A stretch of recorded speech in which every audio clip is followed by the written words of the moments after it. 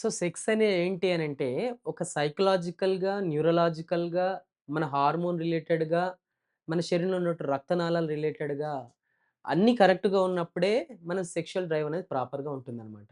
So, వీటిలో ఏ ఒక్కటి miss అయినా కానీ సెక్షువల్ పెర్ఫార్మన్స్ అనేది తగ్గడానికి అవకాశం ఉంటుంది. సో, హైపర్‌టెన్షన్ లేదు, డయాబెటిస్ లేదు, థైరాయిడ్ లేదు. అయినా గాని సెక్షువల్ వీక్‌నెస్ వస్తుంది అనంటే ఇక్కడ చూసుకోవాల్సింది ఏందనంటే మనిషికి బయోలాజికల్ నీడ్స్ అనేది కొన్ని ఉంటాయన్నమాట. ఈ బయోలాజికల్ నీడ్స్‌లో మెయిన్‌గా వన్ ఆఫ్ ద మెయిన్ ఏంటంటే సెక్సువల్ లైఫ్ అన్నమాట. సో, ఈ బయోలాజికల్ నీడ్స్‌లో ఉన్నటువంటి సెక్షువల్‌ని డ్రైవ్ అనేది ప్రాపర్‌గా లేకపోతే ఏమవుతుందంటే అతనికి ఒక రకమైనటువంటి యాంక్సైటీ నేను ఇంకేం దేనికి పనికిరాను లైఫ్‌లో ఇంకా నా లైఫ్ మొత్తం అయిపోయిందని ఒక రకమైనటువంటి ఫియర్ అనేది ఎక్కువగా ఉంటుంది. ఇంక మానసిక ఒత్తిడి అనేది మనం చెప్పలేమన్నమాట. సో, ఏ ఒక్కటి లేకపోయినా గానీ మనిషిలో ఏ ఒక్కటి మిస్ అయినా కానీ ఆహ్, ఆందోళన అనేది పెరిగిపోవడానికి కామన్‌గా చూస్తుంటాం. బట్ ఆ ఆందోళన వల్లనే మనకు ఈ సెక్షువల్ లైఫ్ అనేది ఎఫెక్ట్ అవుతుందని చాలా మందికి తెలియదనమాట. సో, 40 తర్వాత అన్ని బాధ్యతలయిపోయినాయి. ఇంకేం లేదు హ్యాపీగానే ఉన్నా అని చెప్పేసి అనుకుంటుంటారు. కానీ సబ్‌కాన్షియస్ మైండ్ లోపల ఏదన్నా ఒక యాంక్సైటీ లెవెల్స్ ఎక్కువ ఉండడం కానీ, లేదా స్ట్రెస్ లెవెల్స్ ఎక్కువగా ఉండడం వల్ల కావచ్చు, ఫియర్ ఎక్కువగా ఉండడం వల్ల కావచ్చు. వీటి వల్ల అంటే రేపు పొద్దున ఏమవుతుంది అంటే ఫైనాన్షియల్ రిలేటెడ్‌గా కొన్ని టెన్షన్స్ ఉన్నా గానీ, స్ట్రెస్ ఉన్నా కానీ, లేదా పిల్లలు లైఫ్‌లో సెట్ కాలేదు.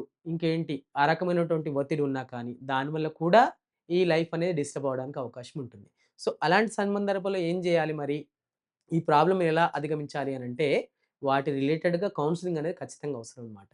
సో, 40 అయిపోయింది, 45 అయిపోయింది, ఇంకేం లేదు లైఫ్ అయిపోయిందని చెప్పేసి చాలామంది అనుకుంటుంటారు. బట్ 40, 45 అయిపోవడం కాదండి. అప్ టు 70 ఇయర్స్ వరకు కూడా సెక్సువల్ లైఫ్ లోపల ఎంజాయ్ చేసేవాళ్ళు చాలా మందిని చూస్తూ ఉంటాం.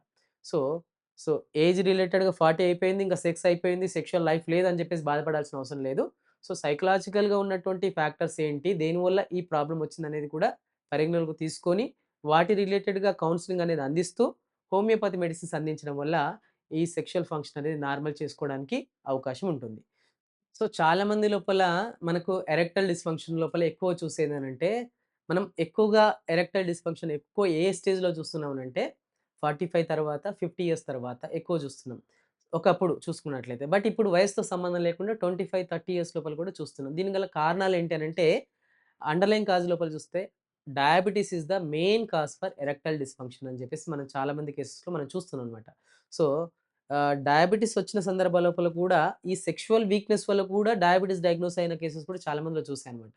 సో, డయాబిటిస్ రాంగానే మరి సెక్షువల్ లైఫ్ ఎందుకు వీక్ అవుతుంది? సెక్స్ ఎందుకు చేయలేకపోతున్నారని చూసినట్లయితే, డయాబిటిస్ ఉన్న ప్రతి ఒక్కరి లోపల కూడా ఎరెక్టైల్ డిస్‌ఫంక్షన్ ఉండదండి. కాకపోతే డయాబిటిస్‌కి వాడేటువంటి మెడిసిన్స్ ఏవైతే ఉంటాయో, అవి ప్రాపర్ టైమ్‌లో మెయింటైన్ చేయడం వల్ల చేయకపోవడం అండ్ షుగర్ లెవెల్స్ ఎక్కువగా ఎప్పుడు చూసినా గానీ ఎక్కువగా ఉండడం. హెచ్‌బీఏవన్సీ ఎప్పుడు చూసినా కానీ అబోవ్ 7 ఆర్ అబోవ్ 8, అబోవ్ 9, 9 కంటే ఎక్కువగా ఉంది అనంటే కాంప్లికేషన్స్ మొదలవుతుంటాయన్నమాట. దాని లోపల ఏమవుతుందంటే డయాబెటిక్ న్యూరోపతి ఏందనంటే మన శరీరంలో ఉన్నటువంటి ప్రతి నరాలకి రిలేటెడ్‌గా ప్రతి నర్వ్స్ మొత్తం కూడా డ్యామేజ్ చేయడం అన్నమాట. అదే విధంగా అంగానికి సంబంధించినటువంటి నర్వ్స్‌ని కూడా వీక్ చేయడం వల్ల అంగస్తంభన అనేది లోపించడం అనేది జరుగుతుందన్నమాట. సో, దానికి రిలేటెడ్‌గా ఎరెక్టైల్ డిస్‌ఫంక్షన్ అనేది డెవలప్ అవ్వడానికి అవకాశం ఉంటుంది. సో, అంగం గట్టిపడాలంటే అంగానికి బ్లడ్ సర్క్యులేషన్ అనేది ఎక్కువగా ఉండాలి. అంగానికి సంబంధించినటువంటి నర్వ్స్ ఏవైతే ఉంటాయో, ఆ వీక్‌నెస్ అనేది లేని సందర్భాల లోపల అండ్ మన శరీరంలో ఉన్నటువంటి హార్మోన్స్ అనేది ప్రాపర్‌గా ఉన్న సందర్భాల లోపల కానీ, మన అంగస్తంభన అనేది కరెక్ట్‌గా ఉంటుందనమాట.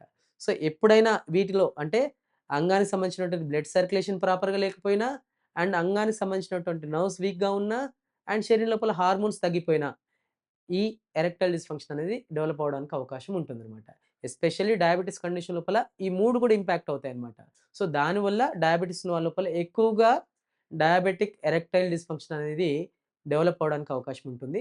సో, ఇలా ఉన్నప్పుడు మరేం చేయాలంటే రెగ్యులర్‌గా ప్రాపర్ డైట్ డయాబెటిక్ రిలేటెడ్‌గా డైట్ అనేది ప్రాపర్‌గా మెయింటైన్ చేసుకుంటూ, రెగ్యులర్‌గా ఫిజికల్ యాక్టివిటీ ఉండేలాగా మెయింటైన్ చేసుకుంటూ, స్ట్రెస్ కానీ, యాంక్సైటీ ఉన్నట్లయితే వాటిని తగ్గించుకుంటూ, హార్మోన్ రిలేటెడ్‌గా ఏదైనా ఇష్యూ ఉన్నట్లయితే ఇమ్మీడియేట్‌లీ అప్రోచ్ అయినట్లయితే ఎస్పెషల్లీ డాక్టర్ కేర్ హోమియోపతి లోపల erectile dysfunctions that may be related to diabetes వల్ల కావచ్చు, హైపర్‌టెన్షన్ వల్ల కావచ్చు, లేదా ఇంకేదైనా ప్రాబ్లమ్ వల్ల కావచ్చు.